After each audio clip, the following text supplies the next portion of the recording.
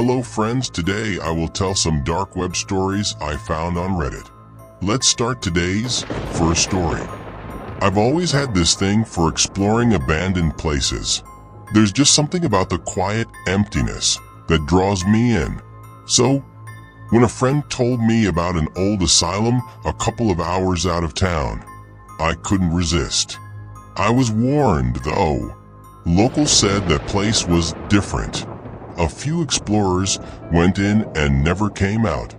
Or at least, that's how the story goes. I figured it was just an urban legend to keep people out. But looking back now, I wish I had listened. We went on a Saturday night, me and two friends, Logan and Sarah. We waited until it was dark to avoid getting caught trespassing.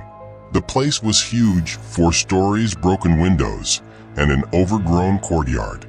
We stepped inside, flashlights cutting through layers of dust, revealing old patient rooms with rusted bed frames and cracked walls.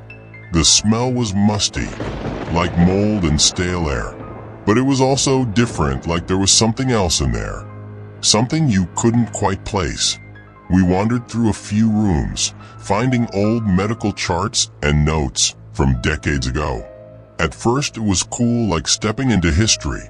But as we went deeper, the air felt thicker, like it was pressing down on us. Then we heard it, a faint scratching noise from one of the rooms at the end of the hall. Logan brushed it off, saying it was probably an animal. Sarah and I exchanged a nervous glance, but curiosity got the best of us. We crept down the hall, and the scratching grew louder. When we reached the room, Logan shone his flashlight inside, but there was nothing. Just a small metal bed with restraints on it. The weird thing? There were fresh scratch marks on the wall, long, jagged lines, like someone had been clawing to get out. We backed out, trying to laugh it off, saying it was just some prank from another explorer. But something felt wrong. We started hearing footsteps above us, even though we knew we were the only ones there. They echoed in this steady, unhurried rhythm, like whoever or whatever didn't care if we heard it. Sarah started panicking, saying she wanted to leave. I was about to agree when Logan spotted a staircase leading down to the basement. He grinned, saying, "Come on, this is where the real creepy stuff is." Against our better judgment, we followed him down. The basement was pitch black and colder than the rest of the building. It had this metallic smell, like old blood or something worse. We came across rows of patient records and dusty cabinets, but then I noticed a small door at the end of the hall. It was slightly ajar, and behind it we heard faint whispering, like multiple voices talking at once. Logan dared me to go in, so I pushed the door open. Inside there was this small windowless room with walls covered in writing. Strange symbols, words and languages I didn't recognize, and one phrase scrawled over and over in English. "They're watching," over and over, in what looked like dried blood. That was enough for me. I turned to leave, but the door slammed shut. Logan and Sarah were right behind me, pounding on the door, trying to open it. The whispering got louder, filling the room like a swarm of voices. My heart was racing, and all I could think was, we shouldn't be here. After what felt like an eternity, the door swung open, and Logan pulled me out. We bolted up the stairs, not looking back. As we reached the main floor, Sarah gasped and pointed at the walls. They were covered in those same bloody messages. "They're watching. They're watching.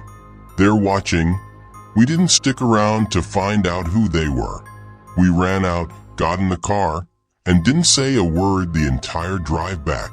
4 days after, I had nightmares. In each one, I was back in that room, with those whispers growing louder, closing in around me. But the worst part? A week later, I woke up to find that same phrase, "They're watching," scratched into the wall of my bedroom. I never went back to that asylum, and to this day I still wonder who or what was watching us. Here is the second story. I always thought the dark web was just a place for hackers, but my friend convinced me to check it out. I was curious but also nervous. I'd heard stories about what you could find, but I didn't really believe them. Until that night. My friend gave me a link to a special chat room, the kind you wouldn't find anywhere on the regular internet. It was called The Theater. The name sounded harmless, but the site was disturbing from the start. There were no usernames or profile pics, just an eerie black screen with a small message in red letters. Watch, but don't interact. I hesitated, but my curiosity got the better of me. The screen faded, and a live feed popped up. It was grainy, like it was being recorded on some ancient camera. It showed a dark room, concrete walls with stains, probably from water. Or at least that's what I wanted to believe. In the corner of the screen, I saw a person tied to a chair. They were blindfolded and gagged, shaking with fear. Suddenly, a message popped up on the side of the screen. It was from someone else in the chat room. The message simply read, "Do you want to play?" My stomach dropped. I didn't type anything, but the messages kept coming, each one worse than the last. Let's hear them scream. Make it hurt. I was horrified. I tried to exit, but nothing was working. Every time I tried to close the window, another feed would pop up, each one showing a different person in a different room. Some were pleading, others were completely still. My heart was racing, and then I saw it, a camera feed of my own room. I froze. The image was grainy, but I could clearly see myself sitting there at my desk, staring back at the screen. Then a message appeared just for me. "We're closer than you think." Before I could react, my screen went black, and my computer shut down. I've wiped my computer clean and changed all my passwords since. But every now and then, I hear faint typing sounds coming from my computer. I haven't opened the dark web since, and I don't think I ever will. Here is the third story. Last summer, I went camping with two friends, Josh and Mark, deep in the woods. We found this old, unmarked trail, hidden by overgrown trees and bushes. It looked abandoned, and we thought it'd be fun to explore. But after what happened, I wish we'd never found it. We started down the trail in the late afternoon. At first it was normal, just trees and dirt. But as the sun set, the forest got darker, quieter. No birds, no rustling leaves, just silence. It felt like the forest was watching us. After a while, we came across an old cabin, barely visible through the trees. The wood was rotting, and the windows were broken, but something about it seemed wrong. Mark joked about going in, but there was this smell coming from inside, like something had been left to rot. We should have turned back, but Josh spotted a small box on the porch. It looked ancient, with strange carvings on it. He picked it up, and I swear the air grew colder. Inside there was a small, rusty bell. Josh rang it, and the sound was sharp, piercing. Then, we heard footsteps coming from inside the cabin. None of us moved. The footsteps grew louder, heavier, and the door creaked open.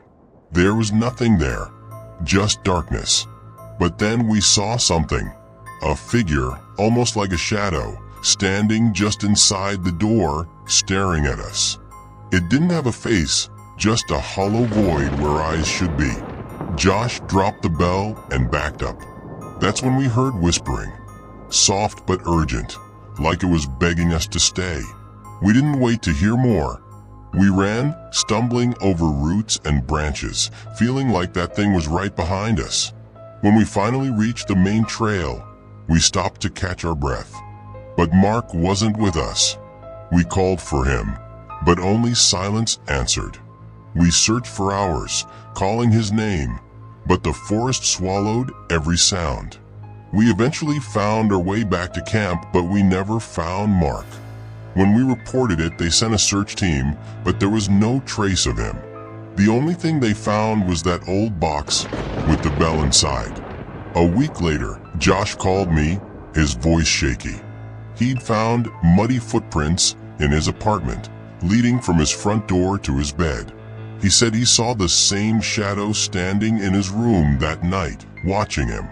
I didn't believe him until I found the same footprints in my own apartment, leading right up to my bedroom door. Mark's still missing, and I've been sleeping with the lights on ever since. We don't talk about that trail anymore, and every time I hear a bell ring, I wonder if it's coming for me next. Please like and subscribe if these stories give nightmares.